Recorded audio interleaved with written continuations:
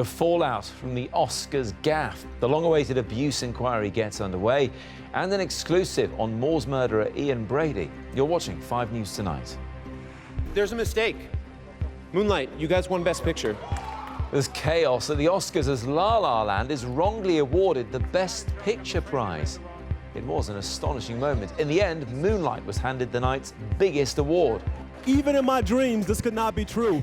But to hell with dreams. I'm done with it, because this is true. Oh my goodness. So just how did it happen? We'll be finding out, and we'll discuss all the winners and losers and dresses and tuxes from a momentous night. Also, Ian Brady hints that a gun found on Saddleworth Moor might have been his. Could it help in the hunt for his victim's burial site? And the scandal of British children sent abroad, how many ended up being abused. Good evening, welcome to 5 News Tonight. I'm Matt Barbet. It could almost be a Hollywood script. The biggest moments of the biggest event in the showbiz world ended in the biggest mix-up ever seen at the Oscars. The drama began when La La Land was announced as winner of Best Picture. The producers were on stage proudly giving their acceptance speeches when suddenly they were told that Moonlight had actually won. If they'd been handing out awards for Best Farce or Tragic Comedy, then surely this would have won, as Dominic Reynolds explains. You can see the moment Warren Beatty realises he's holding an Oscar fiasco in his hands. And the Academy Award. He hesitates. He checks again. For Best Picture. And then lets his Bonnie and Clyde co-star Faye Dunaway do the deed. La La Land. Now that was the Oscar night ending the makers of musical La La Land had been hoping for. But it wasn't really the end. And the Hollywood in the hearts and minds of people everywhere. Behind the speeches, men in headsets are examining envelopes. And then the twist is revealed. There's a mistake. Moonlight, you guys won Best Picture. Moonlight won. Amid total confusion on stage, the man who's just thanked his mum hands over his Oscar. Moonlight, Best Picture. Wait, Moonlight's won Best Picture. It was a tough moment for the backstage Oscar pundits. Moonlight won Best Picture. Whoa, we have a little... Oh my goodness, Warren Beatty apparently read the wrong name. This is incredible. Cue celebration from the correct Best Picture winners, Moonlight. Very clearly, even in my dreams, this could not be true. But to hell with dreams. I'm done with it, because this is true. Oh my goodness. Now, Warren had tried to explain. I opened the envelope and it said, Emma Stone, La La Land. It appears the mix-up was down to these two. So we're both excited about this process every year. Accountants from the firm PwC, which counted the votes. They have 2 copies of all envelopes, and the presenters were sent on stage with a duplicate of the Best Actress winner. Afterwards, the man who nearly won was graceful in defeat. What happened, happened. It was unfortunate, but it was a real honor to be able to give those awards to my friends from Moonlight. But the biggest mistake wasn't the only one. In the middle is costume designer Janet Patterson, who died last year. But that isn't Janet Patterson next to her name in the Oscars obituary section. Instead, organisers showed a picture of filmmaker Jan Chapman. She's alive and well and living in Australia. Behind the spectacular slip-up, this was a big win for non-white Hollywood. 2 acting awards and that Best Picture statue were won by African Americans after 2 years of controversy about diversity. The legacy of this year's ceremony may be Hollywood getting diversity right. It will be remembered for one jaw-dropping mistake. Dominic Reynolds, 5 News. So much to talk about. I'm joined by 3 great guests to do exactly that. First with me is Warren Beatty. No, it's not Warren Beatty. Sorry, I've been given the wrong card. Sorry, it's Caroline Frost, entertainment editor from the Huffington Post, film critic Mark Eccleston, and a queer Jamfi from the British Blacklist, which represents black British artists. I shouldn't laugh because it was quite serious business, but you were laughing your head off at 5:30 this morning when this happened. I really was. We thought we were done and dusted. We thought had La La Land in the can. I'd even bolded my winners in bold. I was ready to publish, and then we all said, what's going on? Well, what actually did happen, you know now. Yes, so what happened was that there were 2 envelopes. Apparently this happens every year. They provide 2 envelopes in case one goes missing. Of course, thereby disaster lies. Warren Beatty was given the spare Emma Stone envelope from the award before, and this is one that he opened, hence his confusion. But the confusion seems to suggest he had a feeling something was wrong, but then he just palmed it off on Faye's Dunaway, Mark, didn't he? Yeah, someone was saying he pushed her in front of a bus. Yeah. He was like, I don't want anything to do with this, Faye. La La Land. And it was a shambles, a complete and utter shambles. And it's down to PricewaterhouseCoopers, really, and their accountants. They're supposed to be sort of good at this kind of thing. Yes, but they've taken responsibility. Well, that's big of them, really, frankly. Yeah, it was their fault. Absolutely. Because they have 2 people who look after this, and they're the only people who know who's won the awards prior to the... But why don't they have just one person, and then the person can just hand out the envelopes? I don't understand the 2 thing, do you? Well, look, what it meant was that Moonlight actually got Best Picture. We'll talk about it in a sec, but first, let's just have a quick look at it now. Why you didn't come home like you're supposed to? Huh? And who is you? Nobody. I found him yesterday. Found him in a hole on 15. Yeah, that one. Some boys chased him in the cut. He's scared more than anything. He wouldn't tell me where he lived till this morning. Akua, you and I have talked before about a lack of representation in Hollywood, and certainly at the Oscars. Does Moonlight winning Best Picture and the other awards it won as well vindicate the situation? Does it vindicate the Oscars? I think vindication is a strong word. Yeah. I think it Moonlight, in amongst Fences, in amongst Lion, Hidden Figures, the 3 documentaries, 13th, I'm Not a Negro, OJ, the amount of diverse stories start the conversation and continue the conversation and show that if you invest in diverse stories, you get this great content to pick from. You've got multiple choice. I haven't seen Moonlight. I think it's only just come out here, or just about to. Am I right in saying? It's been out. It's been out. Yep. You've seen it yourself. Yep. Is it a good film? There's no element of tokenism here. I would be shouting from the rooftops if it was. Yeah. It's actually a brilliant film. All the films of Black narratives that were nominated, that won, whatever character, they all deserved it. It was all justified in that sense. And I think, award shows always have a bit of politics and puppeteering, so they say, but I think they were worth it and they were worthy, and this wasn't tokenism. I don't have anything to complain about, but I'm looking at the wider picture. As the industry continues with this conversation, just finance more diverse stories. Don't pigeonhole and don't box us in, and don't, just give us a fair chance, give everybody a fair chance. That's the funny thing, isn't it, Mark? The fact that these are good films and should be watched by everybody. Yes, absolutely. Shows just how wrong they got it in the past. I think, did they get it wrong? I mean, it's these things in some ways are coincidental. I don't think the Academy have ever been expressly racist. I think they're just not used to seeing different stories. And the industry can only push out certain things, and the Academy can only judge what's out there in the marketplace. So, that is worth saying, but I'm delighted for Moonlight. It is a beautiful film. And it takes away the La La Land backlash in a way. Now we're feeling a little sorry for La La Land, which everyone had said is definitely going to win. Which we'll talk about more in a minute. Just a very quick word, Caroline, about Mahershala Ali, who won Best Supporting Actor. We saw him in that clip there, and a lot of people will know him from House of Cards, which he was very good in as well. He's the first Muslim actor to win an award. He's an Islamic convert, but he is the first Muslim to win one. Yes, I mean, as you say, apart from the great gaffe of the envelope, there was a lot of history being made last night. We had Viola Davis and Mahershala Ali were the first 2 black actors to both win supporting categories in the same year. So lots of things going on. As Akua said, I mean, progress is being made, and this is a sign of it. I mean, it's a big week for him. He also had a baby. I know, just 4 or 5 days ago. Quite something. I saw him on the red carpet talking about it. He said he was a unique kind of tired, as it happens. Now, look, even without the gaffe over Best Picture, the Oscars, as ever, threw up plenty of talking points. For La La Land, as we just mentioned, there was the consolation of winning the most number of awards, but the host, Jimmy Kimmel, raised quite a few eyebrows with a few of his choice stunts, as Olivia Kinsley explains now. The night began with Justin Timberlake raising the star-studded crowd to its feet.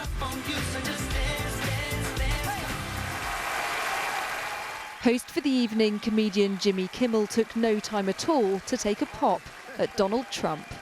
I want want to say thank you to President Trump. I mean, remember last year when it seemed like the Oscars were racist? He later got out his phone and tweeted him, "You up?" This is the first Oscar in Before La La Land's mortifying moment, it won 6 awards, including Best Actress for Emma Stone. Such a wonderful experience, and Ryan Gosling, thank you for making me laugh. He missed out on Best Actor, which went to Casey Affleck in Manchester by the Sea. Well, I can't be his guardian. Giving his speech, he seemed lost for words. That means so much to me, thank you. London-based director Christophe Dayac won Best Live Action Short for his film Sing. It's pretty amazing, actually. You know, just facing hundreds of massive celebrities sitting in those rows in front of you and having to deliver a speech. Got you, I promise. Best Supporting Actor went to Moonlight's Mahershala Ali, the first ever Muslim film star to get an Oscar. I got a life too. And Viola Davis triumphed in Fences, winning Best Supporting Actress. They and this busload of tourists will remember far more than the best film Fiasco. How's a selfie with Ryan Gosling for a souvenir? Olivia Kinsley, 5 News.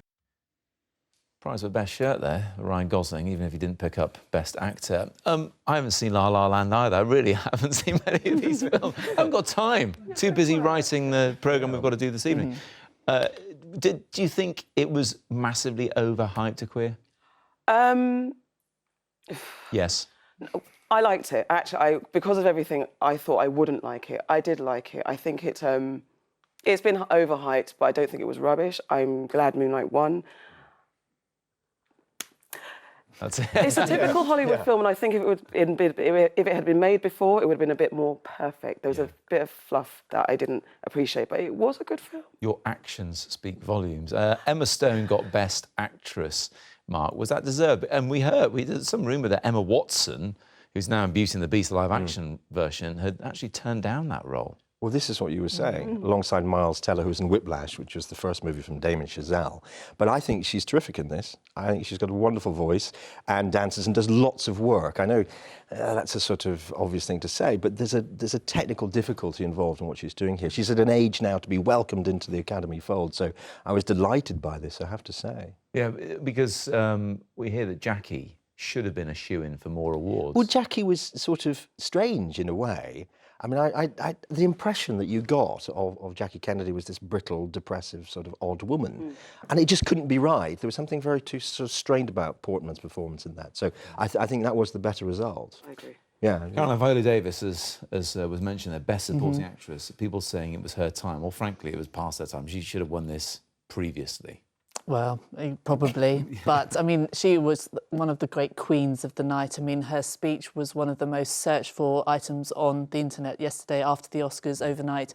She took her moment and she was powerful, and she talked about black stories, about people who are long since dead, bring their stories to the fore. Everything A Queer was saying, she is a great champion of that. And obviously her time, as you say, has come. And having watched it all, stayed up all night, yes. I know you did, did it seem like a particularly political Oscars? Yes. Why? Well, because we had Jimmy Kimmel from The Off. I mean, there were 2 onslaughts last night. There was the onslaught of abuse to his frenemy Matt Damon, which he took with great humour. It takes a very confident person to sit there being called a loser over and over again in front of that number of people. But also the onslaught of abuse. We had, as you see, the tweet. I mean, this is unprecedented, to be really taking the mickey out of your commander-in-chief on such a massive But then at the end of the day, what happens is that Trump says, well, look at these people, they can't give themselves awards properly. And they do look foolish. I mean, it's a shame it didn't go off beautifully at the end. Well, that's right, because people almost it's almost expected that Hollywood is going to do this kind of thing, and it just is grist to the likes of President Trump's mill. Says these are a bunch of overrated, preening idiots. Apart from the gaffe, I think that it was a bit political light in regards to speeches. Apart from maybe the protests from the salesman director. The absentee. Yeah, Ashgraf Hardy. So, Yes. but other than that, I think Jimmy Kimmel did the politics and the actors didn't. It was lots of little bits like Gael Garcia Bernal, who's Mexican, talking about in his world there is no wall. You had even the likes of Zootopia coming along. Our film. This is an animation. The awards were sort of little bricks were being built all through the evening. But I agree with you. There wasn't was no too heavy-handed. Okay, one word. Marks out of 10 for this year's Oscars compared to previous ones. Starting with queer, marks out of 10. 8.5. 8.5, strong. Mark? It was 7.5. It was a bit lovey-ish, really. Caroline? It was an 8.5, and then that gaff up to a 9.5. Oh, yeah, that's right. So the gaff improved it. Maybe they should do that every year. Thank you very much indeed. Well, still to come on 5 News tonight, the rest of the day's news, including... We've got a 5 News exclusive. Ian Brady hints that a gun found on Saddleworth Moor might have been his. We'll also be looking at glitz and glamour of the Oscars, the dresses, the tuxes, after the break.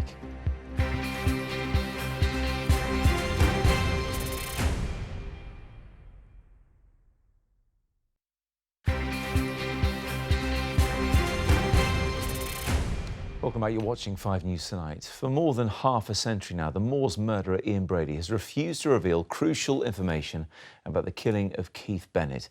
His body has never been found, although it's believed to be buried somewhere on Saddleworth Moor. That's led to campaigners taking up the search for themselves. Now Brady has given 5 News a cryptic hint about his connection to a gun that they discovered in the area. With this exclusive report, here's Julian Drucker. It is a vast area of natural beauty, but Saddleworth Moor remains tainted by the depravity of half a century ago. 3 bodies were found in makeshift, shallow graves here, but one remains.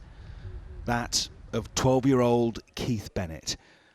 Ian Brady and Myra Hindley eventually admitted murdering him, but their method was never clear. And the location of his body is the cruel detail still withheld by Britain's longest-serving prisoner. After police officially stopped looking in 2009, campaigners like Erica Gregory took over. Yeah, that's where the initials are carved up on the corner of there. I joined her on one of her regular visits to the remote area where some suspect Keith Bennett is buried. There, last summer, she unearthed something potentially significant. And we just sat there and went, oh my God, we found a handbag at first. We thought we'd found clothing or a handbag or something, you know, maybe we're going to find more. As soon as we started moving away the polythene, the black polythene that was surrounding it, we noticed it was a shotgun. Snapped with the handle, with the bag, a wallet, a licence wallet with the plastic removed, and it was just there next to this tree. It must have been so unexpected to find a shotgun. It was a shock. Shortly afterwards, that double-barrelled shotgun with this distinctive branding was handed on to armed officers and a forensics team. So can that very unusual discovery right here be linked to the Moors murderer Ian Brady, another of the secrets he has kept for more than 50 years? We wrote to him at Ashworth Psychiatric Hospital. He replied with this one-page letter to 5 News. Brady references the weapon with this intriguing response. Shotgun, he wrote. I had 2 shotguns. 2 revolvers, 2 rifles and an automatic, strategically placed. The police only got the revolvers and 1 rifle. Yeah, they do. Brady's suggestion he carefully hid items on this stretch of the moors could be crucial in making other discoveries. But is he simply playing a game? And was the weapon even his? Greater Manchester Police told 5 News, we examined the gun to see if it could be linked to any criminal incident that has occurred nationally. However, due to the amount of time it had been in the ground, the degradation was so much that there were no forensic opportunities available. But one of the country's top firearms experts says this type of weapon is at least consistent with the era Brady was active and may have been buried in a hurry. Their popularity really blossomed in the 60s. Whoever did stash it didn't make a very good job of it, because I've seen guns that have come out of the ground in the 30s that were really well protected, and there's very little wrong with them. This is thought to be the first time Brady has ever referred to a stash of weapons hidden on the moors, but he has meticulously shared other details before. What he can do is he can keep control of small pieces of information, but for him the game is what's important, this game of controlling the information and keeping some things hidden. It is of course impossible to do a thorough search of an area as large as this, but Keith Bennett's body is here, somewhere. Julian, what have the families of Ian Brady's victims had to say about what seems like a fairly important development? Well, really hard to determine if that gun is Ian Brady's, but the discovery shows that there are parts of the moors where things have lain uncovered for decades, possibly ever. John Kilbride was another of the victims. Like Keith Bennett, he was 12 when he was murdered by Brady and Hindley. I've spoken to his brother Terry. He says that area needs to be looked into. He said, what is a shotgun doing there? He says he always thought the police should have continued the search. Are Greater Manchester Police going to continue the search? Are they going to go to that particular area? They say they always would if there was fresh evidence. We have asked them, we've passed that information on to them, but they are yet to answer our question, will they continue the search there? Thanks, Julian. The inquiry into child sex abuse in England and Wales finally began today, 2.5 years after it was originally set up, and with its fourth person in charge. As part of its initial investigation, it's hearing about the horrific stories of thousands of British children who were sent to Australia between the 1940s and the 1970s. Many of them were then abused or put into forced labour. Our chief correspondent, Tessa Chapman, heard their evidence. They were all poor, many were in care, and they thought they were going to Australia for a better chance at life. Thousands of British children were sent by local authorities after the war. But while footage from the time shows a happy outdoor experience, the reality was often more like slave labour. 16-hour day, 7 days a week, and you did that a month at a time. David Hill was sent to a farm called Fairbridge. He was starved and beaten. Many others were also sexually abused. The memories of the time still haunt him. There was a lot of physical discipline. It was a harsh place. It was okay for me because I was 12, nearly 13. But the little kids, as young as 4, who spend an entire childhood with no parent, no love, not even a warm arm around them. And they were the ones that were the least protected, the most vulnerable. And it turns out, and this inquiry is going to discover, the most frequently abused. Today, the independent inquiry into child sexual abuse opened in London with evidence about the child migrants. Sexual assaults were prevalent. Many of the former child migrants will testify that they suffered in silence. You will hear that they considered that no one would believe them. Others will testify that they told people, but instead of protection received physical punishment. The impact on victims has been crushing, as David Hill described. Many never recover and are permanently afflicted with guilt, shame, diminished self-confidence, low self-esteem, fear and trauma. Over the next fortnight, the inquiry will hear from 22 victims. Then in July, the focus will turn to the government, local authorities, charities. What did they know? What did they do? How was this widespread abuse allowed to happen? Tessa Chapman, 5 News. An elderly man has died days after a tree fell on his car in Shropshire during Storm Doris. The man, who was in his 80s, was a passenger in the car when the tree was brought down by high winds. NHS England is investigating after hundreds of thousands of documents were put in storage rather than sent to GPs or filed in patients' records. Among them were around 2,500 test results for cancer patients who may have needed to have further checks. And there are warnings that car insurance bills are going to go up. Changes are being made to the system for compensation payments, but industry experts say it could add £75 rather a year to the average premium. Finally tonight, the Oscars isn't just about awards, of course, and gold statues and mix-ups either. It's also a huge event in terms of fashion, perhaps one of the biggest. So, what's the verdict on the outfits worn by some of the stars this year? I'm joined now by Jacques Azaguri, who's designed dresses for the likes of Princess Diana, as we know, and also Dame Helen Mirren on the red carpet, and many others. Good to see you once again, Jacques. Good to see you, Matt. Let's get straight into the Jesses. Emma Stone, winner for Best Actor. Was she a winner for her Givenchy Haute Couture? Yes. Yeah, I think she looked stunning. It's very difficult to tell when you're looking at the dress just standing there, but the whole hem was beaded fringing, so as she moved, it moved with her. It was a beautiful gold lace, over beaded, and the colouring was just perfect for her. Yeah, I was going to ask you about that because I know that's something that both the client and the dressmaker consider is whether this colour is going to work with your skin tone and your hair colour. Sure. Yeah, no, I thought that the colour was perfect for her with her hair colouring and her skin. She's got that very, very white skin, the red hair, and, you know, perfect. Didn't wash her out. Let's have a look at Kirsten Dunst, who I know you think has done a great job here in Dior. Yeah, she looks great. You know, when in doubt, wear black. Well, wear black and wear something really simple, really beautiful that's going to show your best assets off. It's showing her great figure, tiny waist. It's glamorous. It's not shouting. I just think it's a really beautiful dress on her. Simple, no pattern to the cloth, which you see a lot of. Is it just best to keep I think it last night clean we and saw simple? some terrible dresses with huge patterns on them.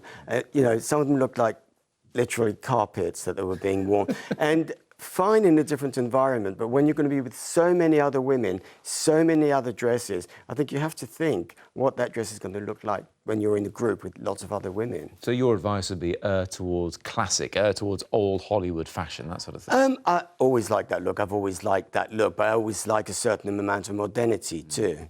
That's definitely got to come in. Next one, in Marchesa, is Octavia Spencer. Let's have a look at Octavia's dress. Now, Marchesa, look, I'm no expert on this kind of thing, but it's always a name that seems to crop up, certainly on the red carpet at the Oscars. Yeah, they do mainly evening wear, and they also do a diffusion line. This is, I think, a really great example of a plus-size girl looking beautiful in an evening dress. You know, a lot of the women think that, you know, by wearing lots of pattern, it's going to disguise their shape, or wearing a bright colour is going to make them stand out. This is a silver grey, beautifully cut, fitted to her body. You know, she's not wearing one of these great big sort of voluminous shapes, which a lot of big women tend to wear because they think it's hiding them. I thought she looked great. Let's have another quick look at that dress because it is rather special. Oh no, you know, we've already talked about it. There we go. There we go. Yeah, I mean, look at this. You know, she looks great. I love it. Okay, let's move on to the men. You like what The Rock, Dwayne Johnson, was wearing. Why? I'll tell you, you know, if you're not going to be wearing just a tuxedo, as we know a tuxedo, then he was wearing a midnight blue velvet jacket, which looked amazing on him. Blue velvet always looks great at night, and he was really the only one, you know, going that way. Well, personally, I like what Pharrell was wearing. Quick look at Pharrell and his Chanel ensemble. Do we have that? I think we do. What do you think about this? I wasn't mad on it. You know, these guys can get literally anything they want, any suit they want. He can get away with it. Perhaps we couldn't. Jacques, so good to see you. Thank you very much indeed for casting an expert eye over the outfits. That's it from us. See you again tomorrow. Bye-bye.